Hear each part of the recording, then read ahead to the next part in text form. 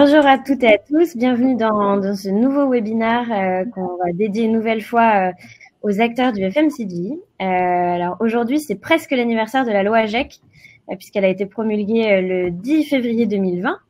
Et donc à cette occasion, on a voulu organiser ce webinaire pour discuter de ces évolutions et puis principalement sur le sujet des invendus non alimentaires. Alors avec nous aujourd'hui pour fêter ça, entre guillemets, on a deux invités, Aurore, qui est donc responsable rencontre chez Phoenix sur la partie FMCG, et puis Baptiste Terrain, qui est Sustainability Leader chez Shiseido EMEA. Donc bienvenue à tous les deux et merci de nous avoir rejoints. Merci. Donc au programme aujourd'hui, dans un premier temps, on va revenir sur la loi AGEC, ce qui a changé au 1er janvier. On ira assez vite sur cette partie parce qu'on avait déjà fait un webinaire sur le sujet en décembre. On vous partagera le lien dans le chat. Et puis, on parlera aussi des contraintes pour les industriels, de l'impact que ça a sur les industriels du non-alimentaire. Dans une troisième partie où on s'attardera un peu plus, on donnera la parole donc à Baptiste qui nous expliquera comment Shiseido a anticipé les obligations de la loi via le don. Et puis, on reviendra donc sur la démarche du groupe et sur les bénéfices retirés. Voilà, donc on finira par un petit mot sur Phoenix et sur son accompagnement auprès des acteurs du FMCG. Donc, comme d'habitude, tout au long du webinaire, n'hésitez pas à poser vos questions dans le chat. On essaiera d'y répondre petit à petit et en tout cas, on se gardera 10-15 minutes de questions-réponses à la fin. Et on a notre petite main en coulisses, Adélie, qui est là et qui est dispo pour répondre aux questions et puis les noter dans un petit coin le temps qu'on y revienne à la fin.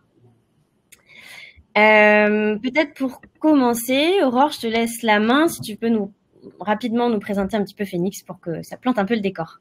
Bien sûr, merci. Bonjour à toutes les personnes qui sont connectées avec nous ce matin. Donc Phoenix est une entreprise qui a 10 ans et qui est partie du constat suivant, qui est que si l'on réduit le gaspillage alimentaire, on réussit à nourrir toutes les personnes en situation de précarité sur le territoire. Phoenix a commencé à développer son activité auprès des retailers alimentaires. Puis nous avons élargi notre action auprès des industriels alimentaires et non alimentaires. Notre mission chez Phoenix, c'est d'accompagner les acteurs de la production et de la distribution alimentaire et non alimentaire dans la réduction des invendus, notamment en facilitant le don auprès de nos plus de 2000 associations partenaires Phoenix. Si l'on doit retenir un chiffre, c'est plus de 37 000 tonnes de déchets qui sont revalorisés tous les ans.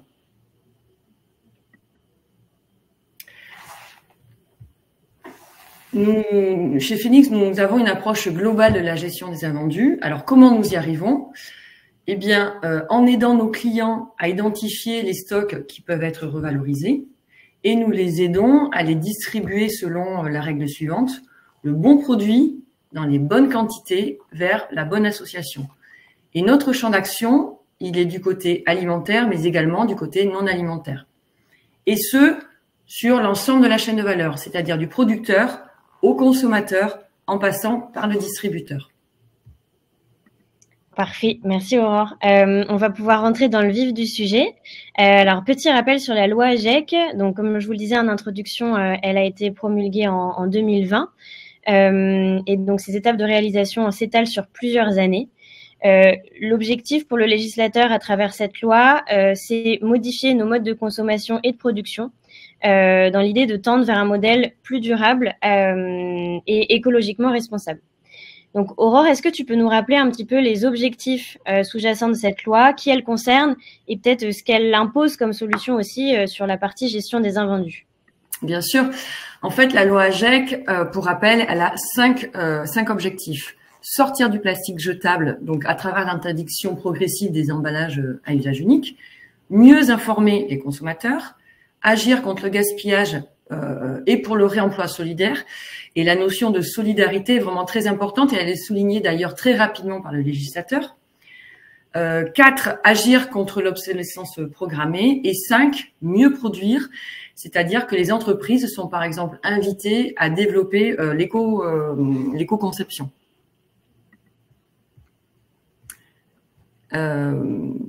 Petit rappel complémentaire, la loi AGEC, elle vient renforcer les dispositions déjà mises en place pour lutter contre le gaspillage alimentaire en élargissant aux invendus non alimentaires.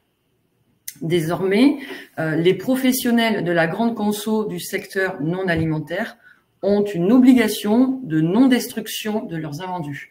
Autrement dit, détruire, et bien maintenant c'est interdit. Jusqu'à présent, dans le secteur du non alimentaire, seuls les produits couverts par une filière REP étaient soumis à cette obligation. Et là, la grande nouveauté en 2024, c'est que cette obligation, elle s'élargit à tous les produits non alimentaires neufs.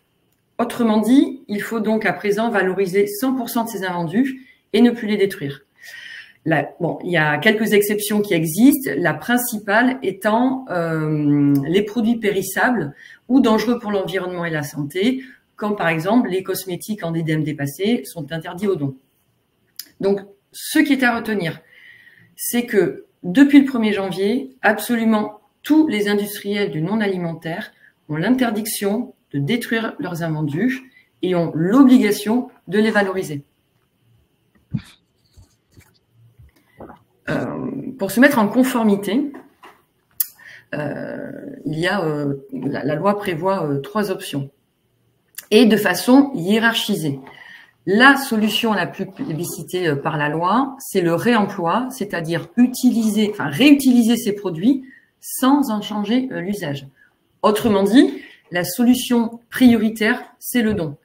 C'est cette solution-là qui est poussée par la loi comme étant préférable puisque c'est celle qui va le plus dans le sens de l'objectif de la loi AGEC qu'on a rappelé au début, à savoir agir pour le réemploi solidaire. La deuxième option, c'est la réutilisation. Ici, dans ce cas-là, les produits subissent un traitement supplémentaire, à savoir, contrairement au réemploi, là, il y a d'autres étapes, à savoir donc qu'ils sont contrôlés, nettoyés, réparés, etc. Et enfin, la dernière solution, c'est le recyclage. C'est le dernier recours proposé par la loi, puisque cette solution de valorisation implique un coût environnemental, humain et économique. Alors, il reste bien entendu plus vertueux que la mise en enfouissement ou en incinération, mais ça reste la 3e option moins vertueuse. Pour résumer ce que je viens de vous expliquer, on peut dire que la loi AGEC interdit de détruire, oblige la valorisation et en priorité via le réemploi, donc le don. Il y a des risques à ne pas être en conformité. Quels sont-ils? Il y a le risque lié au non-respect des obligations légales, comme pour toute obligation légale. Et puis, il y a des risques de marque. Il y a des risques liés aux attentes des consommateurs qui sont de plus en plus attentifs aux engagements des marques qu'ils consomment. Et c'est idem, c'est vrai également pour les employés qui sont attentifs aux engagements des entreprises pour lesquelles ils travaillent. Il y a également le risque réputationnel qui va être là lié au bad buzz viral qu'il y a lors de découvertes d'infractions. Et puis, il y a un risque économique, puisque les invendus représentent en moyenne 3% du chiffre d'affaires des industriels non alimentaires. Donc, c'est un réel manque à gagner qui vient impacter la marge. Sans oublier les coûts de destruction qui sont en augmentation et également le coût de stockage de ces produits. Merci Aurore. C'était tout bon? Ouais, c'était tout bon. Nickel. Est-ce que tu peux nous parler un peu des contraintes du coup liées à cette loi pour les industriels du non alimentaire? Pourquoi ça complexifie la gestion des invendus? Bien sûr. Donc, tous les industriels ont des invendus, industriels et retailers bien sûr, ont des invendus et des surstocks. C'est inhérent à l'activité. C'est normal.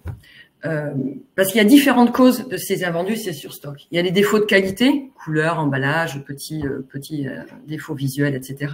Il y a les changements de gamme qui sont très communs dans le secteur des matériaux, par exemple. Et puis le packaging, des changements de gamme de packaging dans la cosméto. Il y a les changements de licence qui sont assez communs dans les environnements du jeu, du textile, etc. où il y a des collaborations. Il y a les prévisions des ventes, où il peut y avoir un décalage entre la prévision et puis la réalité des ventes. Et puis, il y a des invendus qui sont générés par des dates courtes, plutôt là liés, enfin plutôt côté cosmétique et également chez les labos pharmaceutiques. Alors, Phoenix n'a pas inventé le don aux associations. Les industriels le font souvent déjà parce qu'il y a une certaine volonté, mais ils n'arrivent pas à tout revaloriser.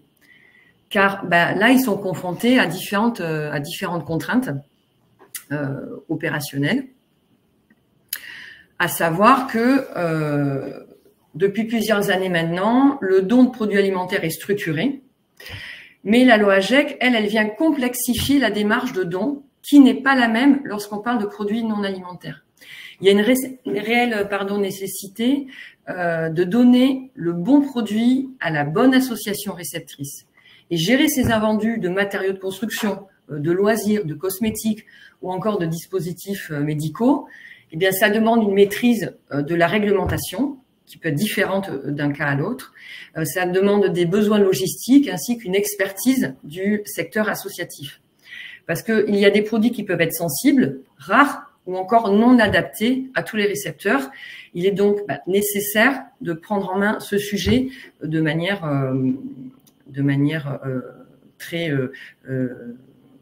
très précise selon le type de produit que l'on a à donner. Ça, c'est un sujet, le don, qui n'est pas au cœur de métier de nos partenaires. Nos partenaires, eux, ce sont des experts de la fabrication et du retail. Nous, notre expertise, c'est celle du don, et donc ce sont deux expertises qui vont être complémentaires. Et alors, effectivement, Shiseido a bien pris en main ce sujet. On va passer à ton témoignage, Baptiste. Déjà, peut-être, est-ce que tu peux te présenter et puis présenter Shiseido? Bien sûr. Merci, Nora. Et puis, merci, Aurore, pour l'invitation. Bienvenue à tous. On est ravis de présenter ce partenariat qu'on a monté ensemble depuis maintenant 2 ans avec Phoenix. Donc, pour vous présenter et remettre un petit peu de contexte, Shiseido, donc c'est une maison japonaise de cosmétiques qui a plus de 150 ans d'histoire et qui est basée historiquement et initialement à Tokyo au Japon, qui officie maintenant partout dans le monde. Et donc là, on va s'intéresser uniquement à la région Europe, Moyen-Orient et Afrique, ce qui représente tout de même plus de 3500 employés. C'est une distribution commerciale dans 85 pays. Il y a une dizaine de filiales réparties sur cette zone géographique-là, de l'Angleterre jusqu'au Moyen-Orient. On a 2 usines situées en France qui conçoivent, puisqu'on développe, on conçoit et puis on produit aussi en local certains produits du groupe, et un centre d'innovation dédié à la recherche en innovation dite durable. Donc moi, mon rôle au sein de cette organisation, c'est, on l'intitule Sustainability, mais c'est globalement la RSE, donc la responsabilité sociétale et environnementale pour cette partie-là, et pour ce scope au niveau de chez Shiseido. Parfait. Alors, dans ce webinaire, on va revenir sur la démarche anti-gaspillage actuelle de Shiseido, mais est-ce que déjà, pour planter un peu le décor, tu peux nous dire si vous avez des invendus, si vous en aviez, et de quel type de produit il s'agit? Oui, bien sûr. Donc, évidemment, voilà, comme tout fabricant de divers secteurs et dans la cosmétique, on ne fait pas exception, on a régulièrement des produits invendus. Aurore, elle a cité déjà certaines contraintes qu'on peut avoir au niveau industriel, soit parce qu'ils ont été fabriqués en trop grande quantité ou il y a eu un décalage entre les prévisions et les ventes. On peut avoir aussi des produits, nous, beaucoup au niveau de la saisonnalité, qui vont pas forcément être renouvelables d'année en année. Je pense à ça peut être des coffrets Noël ou en ce moment, voilà, c'est la Saint-Valentin bientôt. C'est des grosses périodes pour les acteurs de la cosmétique et de la parfumerie. Donc, s'ils sont pas vendus, ils vont très vite être considérés comme obsolètes, puisqu'ils sont liés à un événement fixé dans le temps. Et puis, il y a tout ce qu'on appelle, alors, c'est pas la péremption, mais c'est plutôt la fraîcheur dans notre secteur. Donc, c'est la fraîcheur du produit et donc dépasser cette date-là, on va plus pouvoir l'utiliser et le mettre sur le marché. Donc évidemment, on a malheureusement encore des invendus à gérer. Et donc, jusqu'à 2022, est-ce que tu peux nous expliquer comment ça se passait, la gestion de ces invendus? Quelles solutions vous aviez mis en place? Oui, alors, globalement, on avait évidemment on avait des invendus, on avait identifié plusieurs canaux de gestion de ces invendus-là. La première, c'était on faisait de la donation auparavant. On n'a pas attendu Phoenix pour faire de la donation, mais par contre, on n'avait pas du tout les mêmes amplitudes et les mêmes quantités gérées, puisque c'était fait en direct par l'entreprise. Donc, il fallait avoir un contact, il fallait que les besoins de l'association matchent les invendus. C'est pas toujours le cas. Donc là, on y reviendra plus tard, mais le réseau Phoenix, c'est un atout considérable pour nous pour pouvoir arriver à adapter nos invendus à une audience et à des besoins qu'on a en face. On avait donc de la donation aux associations, on avait de la donation aux employés et aux collaborateurs au sein de la région, évidemment, mais dans des quantités, encore une fois, qui sont très faibles et réglementées. Et puis, on a, évidemment, pour le reste, une vente à des tarifs privilégiés, encore une fois, pour les collaborateurs de la région. Et enfin, pour la grande majorité, malheureusement, ça partait en destruction. Donc évidemment, quand on parle de destruction auprès de cette typologie de produits-là, il y a un coût éthique, il y a un coût social et environnemental, et puis aussi, bien important, c'est un coût économique. Nous, notamment pour la région IMIA, souvent, Shiseido est très réputé et connu dans le monde pour les produits skincare et maquillage, make-up, mais on fait aussi, notamment, c'est vraiment le savoir-faire de la région Europe, c'est toute la parfumerie et la fragrance qui est gérée, développée et produite au sein de nos usines. Et donc, c'est des typologies de produits qui peuvent vite être considérées comme dangereuses, entre guillemets, notamment dû à la présence d'alcool. Donc là, on va augmenter fortement le coût lié à cette destruction-là. Et donc là, il y a des problématiques économiques qui se posent, puisque ça va avoir un coût important. Et à ce moment-là, on va très vite pouvoir faire les comparatifs avec de la donation et de la donation à grande échelle, comme on peut le faire avec Phoenix. Ça marche. Et donc, à partir de ça, quels objectifs vous étiez fixés pour faire évoluer la démarche à partir de ces solutions qui étaient déjà mises en place? Évidemment, le premier objectif, c'était de limiter au maximum la destruction et la gestion de nos stocks d'invendus. Comme je l'ai expliqué, de par l'aspect éthique, social et puis économique, et puis évidemment, il y a eu l'impératif réglementaire qui, on va pas se mentir, a fait accélérer les choses. Puisque ça a nécessité de prendre en considération à des échelles bien plus importantes que ce qu'on faisait auparavant.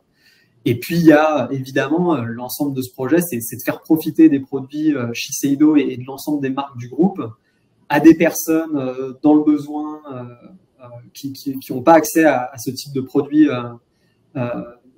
premium, et puis réduire évidemment toujours l'impact environnemental qu'on peut avoir à travers ces destructions-là. Donc, c'était vraiment ces 4 points qui nous ont... c'était les 4 objectifs principaux. Parfait. Merci. On va passer à la démarche actuelle. Donc, il y a 2 ans, vous faites appel à Phoenix pour faire évoluer cette démarche. Est-ce que, Baptiste, tu peux nous présenter ce que Shiseido met en place aujourd'hui pour gérer ses invendus? Oui, donc c'est vrai qu'on a monté ça sous l'impulsion, et je tiens à le mentionner, d'Émilie Falagan, qui a eu cette vision et cette anticipation au vu des réglementations qui se développaient. On a voulu implémenter un processus efficace et à plus grande échelle de gestion de nos invendus. Donc globalement, sans rentrer trop dans les détails, mais le process est relativement simple, c'est aussi la force, mais ce qu'on travaille encore au jour le jour avec Aurore et les équipes Phoenix, c'est de garder un processus simple. C'est en fait, on a un listing, donc c'est l'ensemble des invendus qu'on peut avoir dans nos stocks ou des produits qu'on estime à risque de dépasser la fraîcheur ou etc. Donc on a ce listing-là qu'on va le transmettre aux équipes Phoenix, qui vont pouvoir ensuite mettre en parallèle avec les besoins qu'ils vont identifier sur le terrain auprès des associations, et se dire, bon, voilà, je peux avoir telle association dans la région nord, telle association autour de Paris qui peut recevoir telle typologie de produits dans telle quantité. Donc, il y a vraiment ce travail de mise en parallèle des besoins, aussi bien côté Shiseido, ce qu'on a à offrir, et puis au côté association, ce qui peut être reçu, puisque évidemment, in fine, il faut que ça serve aux personnes sur le terrain et aux besoins des associations. Donc, il y a une sélection de ces associations réceptrices. Il y a un dispatch qui est ensuite réparti, et on verra qu'il y a des petites problématiques autour du dispatch, puisque nous, on avait certaines demandes bien spécifiques à respecter. Et puis après, il y a la partie l'ensemble du transport. En fait, nous, on va mettre à disposition ce dispatch sur palette, et ensuite, on va laisser l'ensemble de la partie transport va être gérée du côté de chez Phoenix. On va simplement faire on envoie le bon de commande, et puis après le dispatch, la réception et le suivi, puisque encore une fois, il y a aussi des attentes importantes au niveau de la traçabilité. Ça va être géré en aval avec Phoenix. Ça marche. Aurore, est-ce que tu veux peut-être compléter un petit peu? C'est Alexis qui est notre coach anti-gaspi chez Phoenix qui accompagne Shiseido. Est-ce que tu peux nous dire un petit peu, voilà, c'est quoi son travail, son objectif et comment on fait pour répondre aux besoins de la marque? Oui, bien sûr. Donc, la mission d'Alexis, qui est l'un de nos super coachs anti-gaspi, c'est d'être en fait le trait d'union efficace et rapide, car nous pouvons aussi gérer des dates courtes, voire très très courtes. Donc, être ce trait d'union entre l'industriel ou retailer qui a trop et l'asso qui a des besoins pour ses bénéficiaires. Donc, dès la réception du listing des produits proposés pour le don, il sélectionne des assos réceptrices, comme disait Baptiste, en fonction des besoins des assos, de leur capacité de distribution, l'idée n'étant pas de générer du surstock côté asso, bien entendu. Donc, il y a vraiment cette analyse fine du besoin à mettre en relation avec les produits. Et donc, notre expertise, et c'est de diriger le bon produit dans les bonnes quantités vers les bonnes assos. Et l'objectif d'Alexis, c'est de décharger notre partenaire de toute la partie opérationnelle, administrative et logistique. Alexis est en charge donc de la recherche d'assos et des multiples contacts et des allers-retours au moment de la proposition de don entre les assos et nous. Il y a généralement souvent pas mal d'allers-retours, donc toute cette partie est déchargée de notre partenaire. Et donc, ça passe aussi par la garantie de traçabilité, la gestion administrative liée au don, la gestion administrative liée à la défiscalisation, jusqu'au transport et également jusqu'au bilan d'impact de l'opération. Et donc, nous répondons aux besoins de notre partenaire Shiseido en l'accompagnant vers plus de performance qu'en gérant le don tout seul. Comme Baptiste nous l'expliquait juste avant, Shiseido faisait déjà du don. Mais ce n'est pas optimisé. Et c'est normal puisque leur métier, c'est pas le don. Ça, c'est notre expertise. Donc, nous l'accompagnons dans la performance pour éviter que leurs invendus, et sans alourdir leur process, bien au contraire, pour éviter que leurs invendus partent en destruction, et en leur rendant la tâche plus simple, plus rapide, moins chronophage, plus efficace et plus rentable. Waouh. Merci Aurore. Si on s'intéresse un petit peu aux chiffres, Baptiste, est-ce que tu peux nous dire quel impact ça a, cette démarche aujourd'hui, peut-être sur l'année et puis depuis le début du partenariat? Oui, alors merci, puisqu'en plus ils sont affichés. Donc globalement, nous, ça fait maintenant 2 ans qu'on travaille avec Phoenix. On a commencé par un pilote, puis ensuite on a fait à plus grande échelle. Au global, ça représente plus de 500 000 produits, unités qui ont été données auprès d'associations. Nous, on compte beaucoup à la palette, donc c'est environ 230 palettes qui ont été données auprès de 12 associations différentes. Et puis uniquement sur la partie donc 2023, l'an dernier, on a fait 170 000 produits, 75 palettes auprès de 7 associations. Donc on voit que, et on en touchera 2 mots par la suite, que les quantités sont légèrement à la baisse, puisque donc on essaye de gérer un petit peu mieux nos stocks, mais en tout cas c'est des beaux résultats. C'est des quantités évidemment on n'aurait jamais été capable de gérer nous uniquement en interne. puisque des associations avec lesquelles on a l'habitude de travailler, voilà, elles se comptent sur les doigts d'une main. Et leurs besoins ne vont pas toujours forcément matcher nos invendus. Et c'est une gestion opérationnelle, comme l'a décrit Aurore, qui est importante. Donc, avoir l'appui d'un partenaire extérieur, ça a été clé, puisqu'on n'aurait jamais pu monter de telle quantité sans Phoenix, bien évidemment. Donc voilà. Bravo pour ces chiffres et ce bel impact. Si on s'intéresse un petit peu à la partie asso, en plus, il y a une question qui a été posée dans le chat, je vois ça. Quel type d'asso est-ce que vous ciblez? Est-ce que vous avez des exigences sur cette partie-là? Nous, lorsqu'on a débuté le partenariat avec Phoenix, on avait évidemment cadré un petit peu voilà les typologies d'asso, voilà notre typologie de produits, les valeurs qui sont propres à l'entreprise, au groupe Shiseido d'ailleurs au niveau monde. Donc il y avait évidemment et de par la typologie de produits qu'on développe et qu'on vend, c'était l'idée de se tourner en priorité vers des associations qui accompagnent des femmes, soit en précarité, soit en besoin au niveau santé ou physique. Donc, c'était ça la priorité. C'était une demande qu'on avait partagée, encore une fois, à Phoenix. Nous, c'est, voilà, quand je mentionnais des associations avec lesquelles on travaille de manière régulière, il peut y avoir Bel et Bien, il peut y en avoir d'autres, mais très souvent, voilà, c'est sur ces axes stratégiques-là que nous, on se positionne, qui font partie des valeurs inhérentes et vraiment importantes portées par le groupe depuis, voilà, comme je disais, depuis 150 ans. Donc, il y avait vraiment cet aspect-là.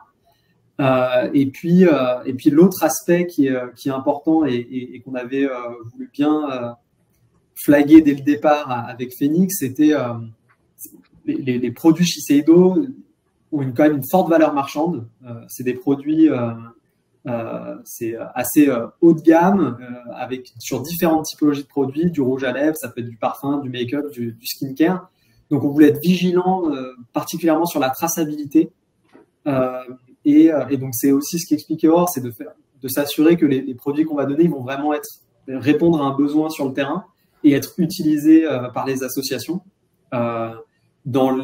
Évidemment, en prévention de tout risque de marché parallèle ou de revente.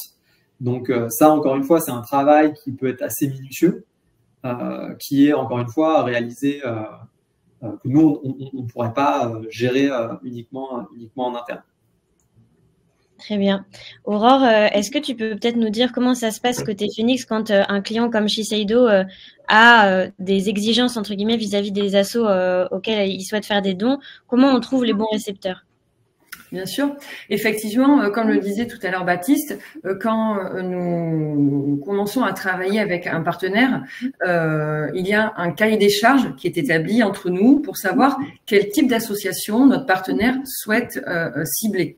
Donc, Baptiste a très clairement expliqué dans le cas Shiseido, nous avons des demandes des fois différentes de la part d'autres partenaires.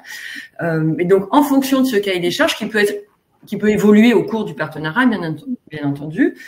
Nous sélectionnons des associations. Donc là, dans le cas de Shiseido, il y avait une volonté de donner à des associations de femmes en précarité ou des besoins spécifiques. Nous avons des partenaires associatifs, par exemple, à qui on va donner, par exemple, des produits qui vont couvrir la peau, qui vont être des associations au cœur d'hôpitaux pour accompagner des femmes qui ont des maladies de peau, etc., et qui sont pas des personnes en précarité financière, mais qui ont des besoins spécifiques liés à de la maladie ou des problèmes de santé. On cible vraiment où il y a des partenaires qui souhaitent plutôt orienter leurs dons vers des grands réseaux nationaux. Donc vraiment, en fonction de l'échange que l'on a eu, de la construction de ce cahier des charges, on va orienter et rechercher les associations qui correspondent à la sélection faite avec notre partenaire. L'objectif, que l'association qui corresponde aux souhaits de notre partenaire reçoive des produits adaptés à la typologie de l'association et de leurs bénéficiaires et dans les bonnes quantités pour pas inonder une asso de produits dont elle n'aura pas besoin. C'est une sélection que l'on fait et on forme on forme également les associations, ce qui permet aussi d'éviter le risque de revente des produits. Comme disait Baptiste, on a un suivi très régulier avec nos associations et le territoire sur lequel nous donnons ces produits-là, j'ai vu qu'il y avait cette question dans le chat, c'est sur le territoire national. Donc il y a vraiment une traçabilité qui est maximum. On sait exactement à qui on donne, pourquoi cette asso a été sélectionnée, pourquoi elle reçoit telle quantité et pas une autre, quel est le public cible qui va bénéficier des produits. Il y a une traçabilité, on a développé des outils tech, donc tout est digitalisé, informatisé, on sait exactement quel produit est parti à quel endroit, même pour gérer par exemple un retrait produit, on sait exactement, on peut assurer vraiment la traçabilité du produit. Puis on a un réseau hyper développé chez Phoenix, on travaille avec plus de 2000 associations, donc on sait adresser tout type de produits, que ce soit des produits de matériaux de construction, que ce soit des articles de loisirs, de sport, de cosmétiques, bien entendu, c'est le sujet du jour à travers notre partenaire, des compléments alimentaires, mais également on va savoir adresser des produits complexes à donner. Complexe parce que en lien avec une réglementation très spécifique, et là je pense particulièrement aux dispositifs médicaux. Donc l'expertise de Phoenix et la puissance de notre réseau associatif va nous permettre vraiment de pouvoir placer tout type de produits et d'aller chercher beaucoup plus de performance chez notre partenaire. Et puis pour Shiseido, on a parlé, l'engagement envers les femmes en situation de précarité, c'est quelque chose que l'on prend très à cœur chez Phoenix. Donc on flèche leurs produits vers ces associations-là, qui cochent les cases de la base de notre partenariat. Merci pour cet éclairage. Donc, au-delà des chiffres, Baptiste, est-ce que tu peux peut-être revenir sur les bénéfices pour Shiseido de cette démarche et du partenariat de façon plus générale? Oui, avec plaisir. Le premier point, on a parlé du process et toute la partie opérationnelle. Je pense que comme beaucoup d'acteurs, et que ce soit cosmétique ou autre, on a toujours été habitué à gérer des gros flux vers des retailers ou vers des centres, des points de vente. Mais on n'est pas encore, et on est très peu à être structuré pour gérer des toutes petites quantités, notamment avec de la palettisation très mixte pour envoyer vers divers assos. Donc c'est là où en fait l'apport de Phoenix il a été essentiel. Les exemples concrets, c'est encore une fois, c'est comme on l'a dit, de matcher les besoins sur le terrain et nous on est plutôt habitué à faire des palettes d'une seule référence et à l'envoyer en très grande quantité. Mais le but c'est pas d'envoyer 200 produits identiques à une association qui aide une quarantaine de femmes. Mais pour autant, envoyer 200 unités en disant je vais envoyer 40 produits skincare, 40 produits make-up, 40 produits parfumés, ça va être le but. Donc, c'est des choses, nous, on n'a pas encore, historiquement, on n'a pas l'habitude de gérer. Donc, ça a été particulièrement important. Évidemment, comme je l'ai exprimé en début de webinaire, c'est l'impératif réglementaire qui nous a poussé à aller plus vite sur ce sujet et donc à s'accompagner d'un acteur extérieur et de profiter de cette expérience-là et de l'expérience de Phoenix pour répondre à ces problématiques-là. La traçabilité qui a été évidemment important, c'est-à-dire de savoir où vont nos produits. Nous, on a aussi une remontée, c'est important de savoir où ils vont et puis c'est important, on y viendra encore une fois un tout petit peu après, je ne veux pas anticiper, mais de remonter les informations, les retours qu'il y a des associations sur le terrain auprès des équipes, nous en interne, qui vont gérer ces flux-là, qui vont gérer ces stocks, de savoir où ces produits, ces palettes mixtes un petit peu qu'on n'a pas l'habitude de concevoir et de mettre en place vont aller. Donc c'est ce concret-là qui est important de faire remonter aussi en interne pour avoir ce qui est noté sur la slide, c'est la sensibilisation des équipes sur la gestion de ces invendus. Éveiller les consciences en interne, c'est vrai que la destruction, ça fait partie inhérente malheureusement dans tous les secteurs, enfin dans beaucoup de secteurs, lorsqu'on fait des grandes quantités, c'est quelque chose qu'on ne peut pas et qu'on ne savait pas encore bien éviter. Donc là, ça a permis d'éveiller encore une fois ces consciences et d'aller vers une gestion beaucoup plus fine de nos stocks pour éviter ces problématiques qui sont à la suite de ces secteurs-là. Et puis, le point qui est aussi clé, évidemment, en interne, mais c'est la gestion économique. On l'a dit, il y a beaucoup de frais de destruction, notamment sur certaines typologies de produits. Donc, sans compter la réduction fiscale qui vient s'ajouter et qui est inhérente à la gestion du don, de manière globale, c'est simple, mais c'est moins cher de donner que de détruire. Merci Baptiste pour toutes ces infos et pour ton témoignage. Peut-être pour finir assez vite parce que l'heure avance et on voudrait garder un petit temps de questions-réponses. Aurore, de façon plus générale, en quelques mots, c'est quoi l'intérêt de faire appel à un prestataire externe comme Phoenix ? Comme je vous disais tout à l'heure, les industriels font déjà du don pour la plupart, mais c'est pas leur métier, ni leur expertise. Ça prend du temps, ce sont souvent des petits volumes versus leurs besoins, et le volume partant à la destruction est encore trop important. Alors que faire appel à un expert du don, eh bien, ça permet de maximiser les volumes à travers notre très large réseau associatif. Ça permet également de garantir un revenu fiscal optimisé, puisque l'on va plus donner, et donc de réduire les coûts de perte de matières premières, de réduire les coûts de destruction et de stockage, le tout en se simplifiant la tâche, puisque prise en charge par des experts, que notre process est digitalisé, donc simplifié et sécurisé, et que vous êtes accompagné, bien entendu, sur la partie opérationnelle, mais également logistique, et tout ceci en réduisant les risques niveau traçat et le risque réputationnel lié à la destruction. Sachant que notre facture est également défiscalisable, nos partenaires, eh bien, ils bénéficient de solutions d'experts très héroïstes. Formidable, merci Aurore. Baptiste, donc ça fait 2 ans qu'on travaille ensemble et donc ça fait même peut-être plus que 2 ans que Shiseido répond aux exigences de la loi AGEC, puisque c'était notre sujet du jour pour faire un peu le pont. Est-ce que ça a été compliqué pour vous de mettre en place cette démarche? Et peut-être quels conseils vous pourriez partager aux acteurs du non alimentaire qui sont là avec nous aujourd'hui? Oui, alors est-ce que ça a été compliqué?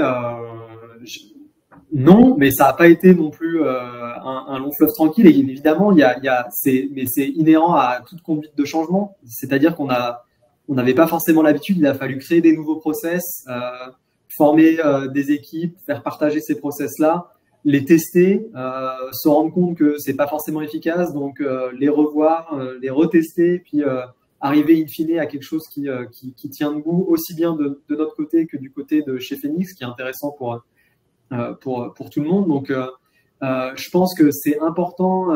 Nous, on s'est rendu compte là de l'impact que ça pouvait avoir. C'est le côté vraiment aussi humain et la remontée, le bout du chemin et de ce process. En fait, c'est le retour des associations, le retour de ces produits, voir les produits qui étaient potentiellement voués à la destruction être réutilisés, être réimplémentés dans d'autres filières ou dans d'autres avoir cette approche circulaire, ça donne beaucoup de sens aussi bien aux équipes en interne. Donc ça facilite cette conduite de changement-là. C'est encore une fois de bien intégrer les différents aspects positifs, comme on l'a dit, le côté éthique, le côté environnemental, mais aussi le côté économique. En fait, on va pas du tout avoir le même impact en fonction des personnes avec qui on s'adresse. C'est une problématique qui touche quand même beaucoup de personnes au sein de l'entreprise. Ça va de la gestion du stock, ça va au niveau de l'entrepôt, au niveau de la supply, au siège sur la gestion de certains catalogues. Donc, il faut s'adresser à des profils ultra variés. Donc, il faut arriver à mettre en place le bon argument pour toucher tout le monde et sensibiliser tout le monde et faire avancer cet aspect-là, au-delà de l'aspect purement réglementaire. Donc voilà, je pense que les conseils, c'est de tester, c'est de bien faire remonter l'info sur les équipes sur le terrain qui vont construire ces palettes-là, qui vont partager les listings, donner de la visibilité sur où vont ces produits et quels besoins ils ont répondu. Je pense que c'est vraiment clé. Et puis après, évidemment, c'est un processus sans fin d'amélioration. Aujourd'hui, on a un process qui est robuste, mais on a encore beaucoup de choses, on a encore des choses à améliorer. Super. Et peut-être une petite dernière question, et puis après, je laisserai la parole à nos invités qui peut-être ont posé leurs questions dans le chat. De quoi est-ce que vous êtes le plus fier aujourd'hui chez Shiseido sur cette partie-là? Je pense que ça a été le côté, encore une fois, l'anticipation qu'on a pu avoir et avoir, encore une fois, la conscience de se dire qu'on n'y arriverait pas tout seul et qu'il fallait plutôt se faire accompagner par des gens dont il y a une expérience importante, et c'est de voir le résultat. La chose dont on est fier, c'est voir les quantités de destruction qui baissent au fur et à mesure, qui sont pas encore malheureusement à zéro, et ça fait partie des axes d'amélioration qu'on a, c'est de encore gérer mieux la gestion de la fraîcheur de nos produits en amont, de pas se retrouver avec des produits qu'on ne peut pas donner, puisque évidemment on donne que des produits qui respectent des normes d'utilisation. Donc d'anticiper encore ça, de simplifier nos process, mais c'est de voir voilà le résultat de ces produits-là quand on a les retours des assos, et quand on fait Aurore et Alexis, ils ont pu aller présenter directement au sein des équipes supply, entrepôt, bah voilà, des retours concrets d'associations qui exprimaient, bah voilà, ça a répondu à tel besoin, ça a permis d'aider telle personne, et ça c'est ça là, évidemment l'aspect où on est fier, parce que c'est des produits d'exception qui ont mis des années de recherche, de développement, d'innovation, de mise sur le marché, de communication, avec toute l'humilité qu'on doit avoir, puisqu'on est vraiment sur du non essentiel, comme nous on l'appelle en interne, hein. On n'a pas la prétention de répondre aux grands mots de la société, mais il y a quand même cette émancipation justement sociale et ce sentiment de bien-être qu'on peut apporter à travers ces produits-là, et d'avoir ce retour sur le terrain de ces personnes-là qui se sentent mieux. Ça peut être vraiment très varié, encore une fois, ça peut être de la précarité financière, ça peut être des problématiques liées à la santé, à l'image de soi, et de voir le résultat concret qu'on peut avoir sur l'ensemble de ces personnes-là. Évidemment, c'est une fierté. C'est une fierté, et de faire évoluer, moi à titre plus personnel, mais c'est en interne dans l'entreprise, de faire évoluer l'ensemble de nos collègues et des mentalités sur la gestion de ce stock-là, sur la gestion de ces flux de matière, puisque in fine, c'est ça, c'est de la matière première qu'on est allé chercher, qu'on a transformé pour en faire quelque chose en tout cas on l'espère, de beau et d'agréable pour le consommateur final, et de se dire on ne peut pas se satisfaire de le détruire, et que la fin de vie de ce produit-là ne doit pas être de la destruction. Donc c'est les axes de fierté et de motivation pour continuer à améliorer ces processus-là, c'est sûr. Eh ben bravo pour ça. C'est top d'entendre votre retour, et effectivement chez Phoenix on a quelques retours d'associations qui sont super contentes, donc bravo pour ça et bravo pour la démarche. Merci à tous les deux pour cette présentation. On a appris pas mal de choses ce matin. Normalement, ça devait finir à midi, mais on va garder peut-être 5 minutes pour les questions s'il y en a. Il y en a une qui a été posée au milieu de présentation de Élise qui demande, c'est pour toi Baptiste, Shiseido gère-t-il aussi ses invendus avec ses revendeurs, et si oui, comment? Alors non, pas encore. C'est une bonne question. Pour l'instant, et notamment dans le cadre de ce partenariat-là avec Phoenix, ça va être ce que nous, on va gérer en propre, donc à travers notamment nos sites et nos plateformes e-commerce, puisque il n'y a pas de boutique Shiseido en propre dans la région IMIA, sauf pour certaines marques du groupe, comme par exemple Serge Lutens, mais pour notamment par exemple Shiseido Brand, il n'y a pas de boutique Shiseido, donc on passe exclusivement à travers des retailers. Donc évidemment, la relation qu'on va avec eux, ça fait partie des axes d'amélioration, c'est de gérer comment eux vont gérer la fin de vie des produits qu'on n'aurait pas potentiellement tous vendus au sein de leur boutique. Donc voilà. Pour l'instant, c'est plutôt ce que nous on a en interne. Ça marche. Merci. Est-ce qu'il y a d'autres questions? N'hésitez pas à les poser. On peut se garder un petit peu quelques minutes pour y répondre sans problème. Si besoin, il y a une question, si besoin d'échanger avec Aurore, on vous partage un mail dans le chat, comme ça vous pourrez vous poser vos questions plus précises en direct avec nos équipes. Je pense à Mohamed notamment. Je vois que Adélie a déjà répondu à certaines questions. Trop forte. Alors, une question, est-ce que le don est plus compliqué d'un point de vue image de marque quand il s'agit de vêtements? Le groupe Zadig et Voltaire, par exemple. Pardon, j'ai vu que le groupe avait Zadig et Voltaire. Pardon, c'est moi qui mal lu. Oui, alors nous, on s'occupe évidemment, on s'occupe absolument pas de la partie mode habillement. C'est-à-dire que Zadig et Voltaire, c'est une marque de mode initialement, et puis comme beaucoup de designers brand, ils vont avoir aussi des produits liés à la parfumerie et à la beauté. Donc nous, on gère cet aspect-là sous forme de licence, ce qu'on appelle dans le milieu. Donc on a la gestion de cette marque-là et on va développer les produits, donc l'ensemble des produits parfumés pour la marque, mais on ne gère pas leur stock de vêtements et ni la création. Voilà. Nous, on se concentre uniquement sur les aspects cosmétiques. Et donc en l'occurrence, Zadig et Voltaire, c'est du parfum. Donc, on n'a pas l'aspect mode et habillement. C'est uniquement le cosmétique. Merci. Est-ce qu'il y a d'autres questions?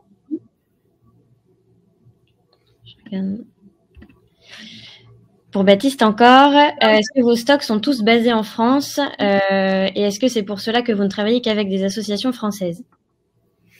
Alors, nos stocks sont en effet à très grande majorité en France. Maintenant, le fait qu'on travaille qu'avec des associations françaises, c'est plutôt la proximité, étant donné que les usines, le stock et puis le siège de la région est basé en France, entre Paris et Orléans. Et puis, évidemment, ensuite, c'est le réseau de Phoenix qui va au-delà des frontières françaises, mais qui, pour l'instant, en tout cas, pour nos typologies de produits, c'est cantonné à de la distribution au sein du réseau national. Super. On a une petite question qui est en train d'être écrite. On va peut-être l'attendre et puis après, on pourra clôturer doucement ce webinaire.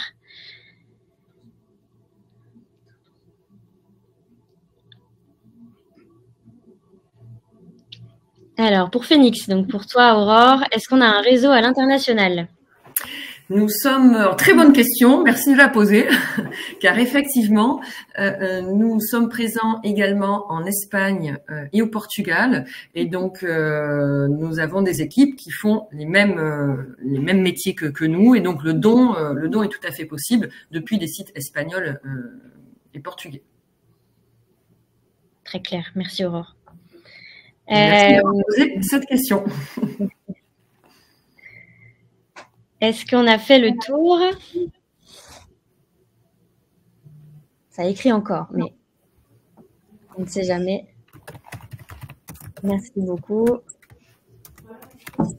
Ben, on a l'air d'être plutôt OK. Encore une fois, merci beaucoup à tous les deux. C'était très chouette de discuter avec vous et d'avoir notamment ton retour, Baptiste, sur le partenariat. On a appris beaucoup de choses. Donc, le replay sera disponible très vite dans l'après-midi.